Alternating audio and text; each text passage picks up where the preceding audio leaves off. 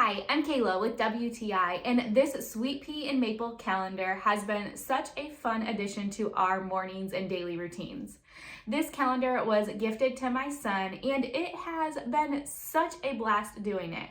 I love that the top really draws out every specific detail of that day. So the day, the month, the season, the weather, even talks about how your child is feeling for that day. This set comes with so many different magnets, but what I really love is that there is a place for every single magnet.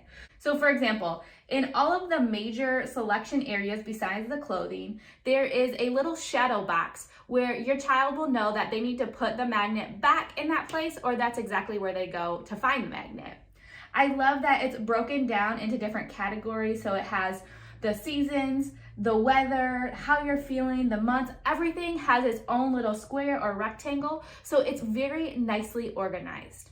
Not only is this fun, but it's also extremely educational. It helps to create conversations about the days, the seasons, how they're feeling, and helps them to use their imagination too. On the bottom, there are two different characters, a little boy and a little girl, along with so much clothing that they can dress their own magnetic characters. This calendar is such a great start to the day. Not only is it fun, bright, colorful, but it's also super educational too. And that's my point of view.